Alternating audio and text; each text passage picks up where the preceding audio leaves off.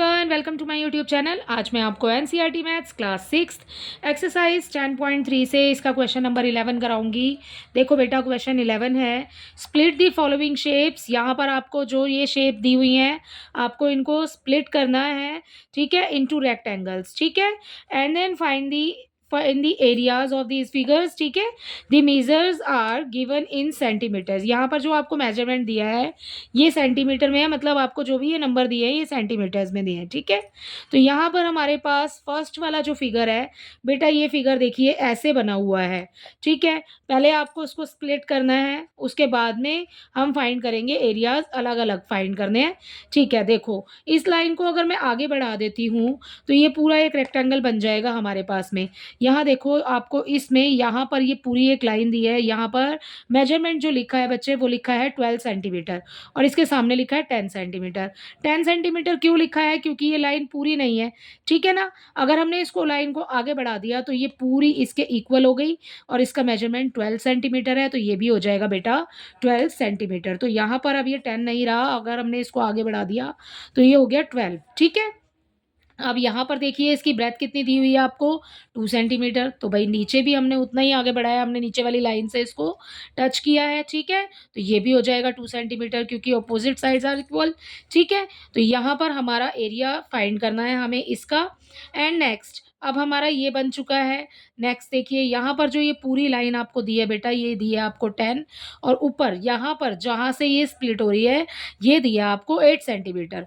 अब हमने जब इस लाइन को नीचे मिलाया तो ये वाला तो पूरा पोर्शन अलग ही हो गया, ठीक है। तो हमारे पास में ये वाला बचा।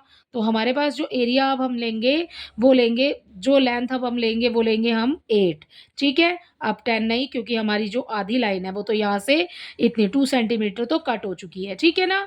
और ये हो जाएगा चौड़ाई हमारे पास इसकी 2 सेंटीमीटर, ठीक है। तो इसका होगा हमारे पास, हम निकालेंगे जब L इंटू बी करेंगे तो हमारे पास 8 इंटू 2 होगा, ठीक है। देखिए इसका फर्स्ट पार्ट, इसको सॉल्व करते हैं यहाँ पर।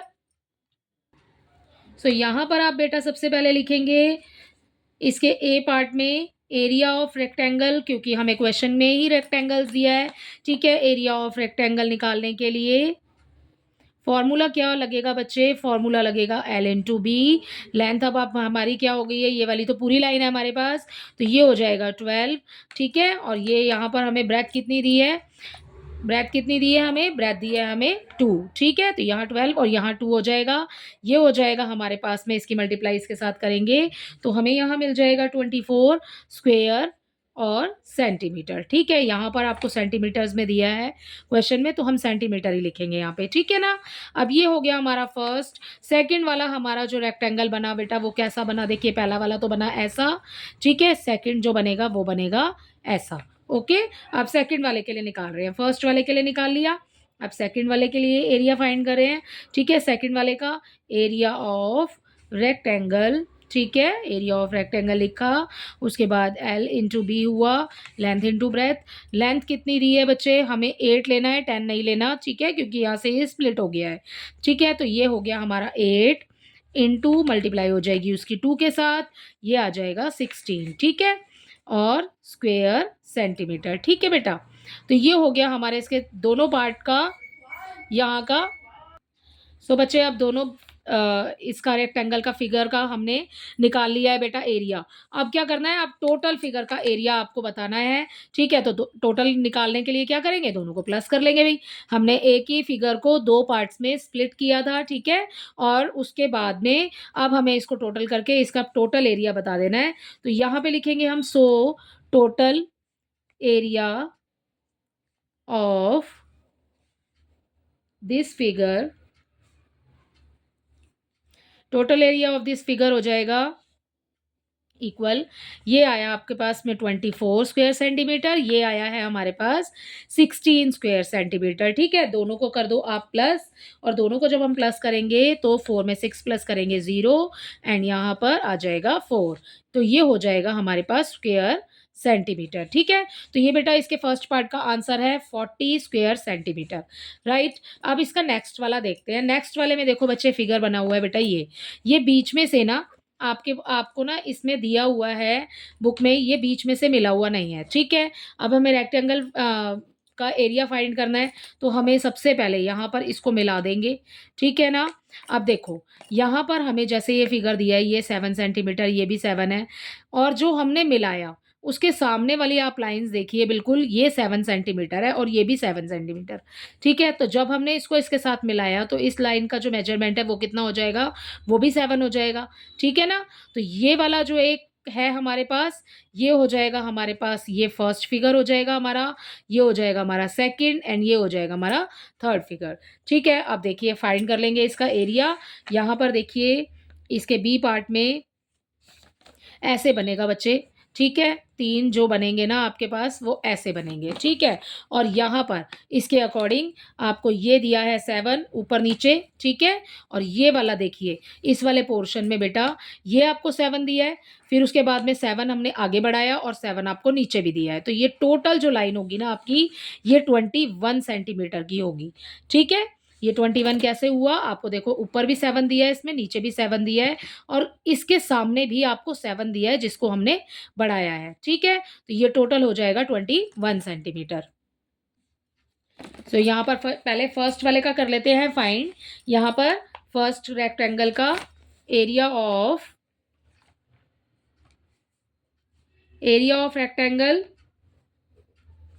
Is equal to L into B, ठीक है। अब आपको फर्स्ट वाले में बेटा दिया है यहाँ पर 7 और 7, ठीक है। ये भी 7 है और ये भी 7 है, तो ऑपोजिट साइड इक्वल होंगी, ठीक है। तो 7 इंटू 7 हो जाएगा, क्योंकि लेंथ आपको दी है वो भी 7 है और ब्रेथ आपको दी है वो भी 7 है, तो यहाँ पर आ जाएगा बेटा 49, ठीक है। 49 स्क्वायर सेंटीमीटर, राइट। तो ये हो गया आपके फर्स्ट वाले का। सेकंड वाले फिगर का देखिए, सेकंड ये हो गया फर्स्ट फिगर, सेकंड, एंड ये हो गया हमारा थर्ड वाला रेक्टेंगल, ठीक है।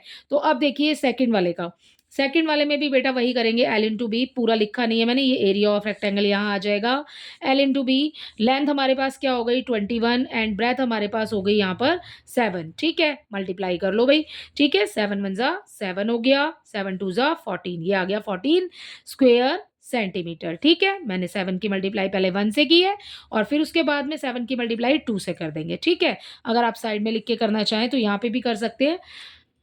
इसका थर्ड देखिए, ये हो गया हमारा सेकंड, अब हम कर रहे हैं अपना थर्ड वाला, ठीक है। यहाँ पर देखिए थर्ड में हमें दिया है, फिर से वही है हमारे पास, यहाँ 7 लिखा है नीचे और यहाँ पर साइड में भी 7 लिखा है, ठीक है। तो 7 इंटू 7 हो जाएगा। सो यही है कि एरिया ऑफ रेक्टेंगल आप लिखेंगे एल इंटू बी, ठीक है। 7 इंटू 7, ये हो गया हमारे पास 49 स्क्वेयर सेंटीमीटर, ठीक है। 7 7 जा 49। तो हमारे पास में इस फिगर के 3 जो हैं वो आ गया है उसका मेजरमेंट, ठीक है। एरिया निकाल लिया है हमने। तो यहाँ पर हमारे पास में बेटा ये वाले आ गए हैं नंबर्स। अब हमें टोटल एरिया बताना है पूरे कंप्लीट फिगर का, ठीक है। तो हम लिखेंगे यहाँ पे total area of this figure या फिगर, ठीक है, कुछ भी लिख सकते हैं, दिस फिगर इक्वल, यहाँ पर सबसे पहले जो हमें 49 दिया है प्लस करेंगे उसमें हम 147, एंड अगेन 49 आया है हमारा, ठीक है। तो यहाँ पर सबका जब आप प्लस करोगे, ठीक है, सबको टोटल करके देख लो, सबका जब आप प्लस करेंगे बेटा तो हमें यहाँ पर मिल जाएगा 9 9 18, ठीक है। साइड में लिख लेते हैं 147 49 एंड 49, ठीक है। 9 9 18 एंड 7, ये हो गया 25, ठीक है। और ये हो गया 14, ठीक है। और ये हो गया हमारे पास में 2, ठीक है। तो यहाँ आ गया हमारे पास 245 स्क्वेयर सेंटीमीटर, ठीक। तो ये हो गया इसके सेकंड पार्ट का आंसर। इस तरीके से आपने इसका सेकंड पार्ट कंप्लीट करना है। अब देखते हैं इसका थर्ड पार्ट। इसके सी में देखिए बेटा, यहाँ पर आपको ये जो शेप दी है, ये एक टी टाइप की शेप दी है जो कि बीच में से ज्वाइन नहीं है, ठीक है। हम पहले इसको अलग अलग करना है हमें, तो हमें इसको ज्वाइन करना ही पड़ेगा, ठीक है। तो यहाँ पर आपको ये जो पूरी लाइन दी है इसका मेजरमेंट दिया है आपको 5 सेंटीमीटर। यहाँ पर इसके सामने देखिए बिल्कुल ये नीचे आपको 1 सेंटीमीटर दिया है, ठीक है। तो हमें यहाँ से जब हम इसको ज्वाइन करेंगे तो हमें ये मिल जाएगा 1 सेंटीमीटर। और देखिए यहाँ पर 2 सेंटीमीटर लिखा है इस आधी लाइन के लिए, और इस वाली हाफ लाइन के लिए हमें मिला है 2 सेंटीमीटर। 2 एंड 2 4 हो गया, और जब हमने इस लाइन को पूरा किया तो हमें 1 यहाँ से मिल गया। तो जब हम सारों को टोटल करेंगे तो हमें मिल जाएगा 5, ठीक है? और वही 5 हमें ऊपर दिया है। तो ये नीचे वाली लाइन भी इक्वल हो जाएगी। सो हमारे पास जो इस फिगर में हमारे पास जो हमारे रेक्टेंगल बनेंगे वो कुछ इस तरीके से बनेंगे, ऐसे, ठीक है? सो ये हो गए हमारे रेक्टेंगल। मेजरमेंट लिख लेते हैं। यहाँ पर देखिए आपको 1 दिया है, सामने दिया है ऊपर आपको 5, ठीक है? नीचे की तरफ आप जब चलेंगे तो यहाँ पर ये आपको 4 दिया हुआ है और ये दिया है आपको 1, ठीक है? फटाफट से अब इसका एरिया फाइंड कर लेते हैं। तो यहाँ पर इसका सी पार्ट में देखिए, एरिया ऑफ रेक्टेंगल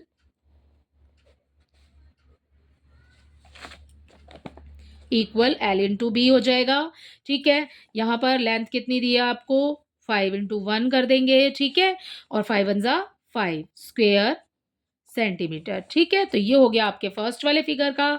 सेकंड वाले फिगर का देखिए बिल्कुल सेम है, एरिया ऑफ रेक्टेंगल लिखेंगे, एल इंटू बी करेंगे, राइट? अगले लाइन में आप लिखेंगे 4 इंटू 1, तो यहाँ आ जाएगा 4 स्क्वेयर सेंटीमीटर, ठीक है? अब आपको टोटल पूरे फिगर का बताना है एरिया, तो यहाँ पर लिखेंगे total area of this figure,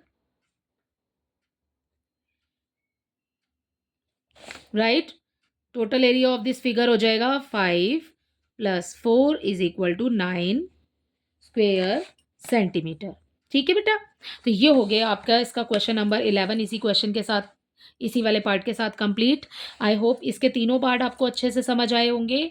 अब देखते हैं इसका क्वेश्चन नंबर 12, और ये इस एक्सरसाइज का लास्ट क्वेश्चन है और इस चैप्टर का भी लास्ट क्वेश्चन है, ठीक है? देखिए क्वेश्चन नंबर 12 आपको दिया है, how many tiles whose length and breadth are 12 centimetre and 5 centimetre respectively will be needed to fit in a rectangular region whose length and breadth are respectively, ठीक है? देखो बेटा, यहाँ पर आपको टाइल्स की क्वांटिटी बतानी है कि आपको कितनी टाइल चाहिए होंगी। देखिए टाइल का जो लेंथ और ब्रेथ आपको दिया है ना, वो ये दिया है 12 और 5 सेंटीमीटर, ठीक है? उसके बाद में आपको बताना है कि कितनी टाइल की आपको नीड होगी एक रेक्टेंगुलर रीजन में उन टाइल को फिट करने के लिए, और जो रेक्टेंगुलर रीजन है ना बेटा, उसकी लेंथ और ब्रेथ आपको ये दी है नीचे। आपको 2 कंडीशन दी है यहाँ पे, तो दोनों सिचुएशन के लिए आपको ये बताना है। देखिए यहाँ पर फर्स्ट वाली सिचुएशन में आपको लिखा है कि लेंथ जो है वो 100 है और ब्रेथ जो है वो 144 हो गई, ठीक है? एंड सेकंड वाली में 70 एंड 36 आपको दिया है। आपको जो टाइल का जो वो है ना मेजरमेंट एरिया, वो सेम रहेगा दोनों में, और आपको बताना है कि इस क्वेश्चन के अंदर यहाँ फर्स्ट वाले पार्ट में आपको कितने टाइल्स की नीड होगी और सेकंड वाले में आपको कितने टाइल्स की नीड होगी। तो कैसे फाइंड करेंगे? सबसे पहले हमें टाइल की लेंथ और ब्रेथ दी है, तो सबसे पहले हम टाइल का एरिया निकाल लेंगे कि टाइल का एरिया कितना है, ठीक है? एंड सेकंड, अब आपको यहाँ पर जो पार्ट दिए हैं आपने, टोटल हम इसका भी एरिया निकाल लेंगे बेटा, ठीक है? जब हम दोनों के एरिया निकालेंगे फिर हम उसको टाइल के साथ में डिवाइड कर देंगे और उसके बाद हमारा आंसर आ जाएगा। देखो इसको लिखना कैसे है यहाँ पर। सो हम स्टार्ट कर रहे हैं क्वेश्चन नंबर 12 अपना। ओके, यहाँ पर देखिए सबसे पहले तो मैं लिख लेती हूँ एरिया ऑफ टाइल निकाल लो या फिर एरिया ऑफ रेक्टेंगुलर रीजन निकाल लो, ठीक है? एरिया ऑफ टाइल निकाल लेते हैं। चलो सबसे पहले एरिया ऑफ टाइल आपको दिया है यहाँ पर 12 एंड 5 दिया है, ठीक है? एरिया नहीं दिया बच्चों, मतलब आपको लेंथ और ब्रेथ दी है, ठीक है?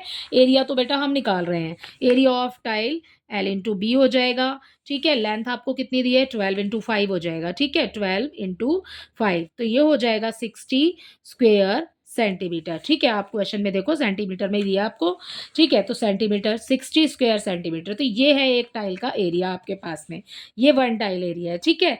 और उसके बाद में यहाँ पर एरिया निकालेंगे हम, एरिया ऑफ क्या दिया है आपको, एरिया ऑफ रेक्टेंगुलर रीजन, तो आप यही लिखेंगे area of rectangular reason, okay?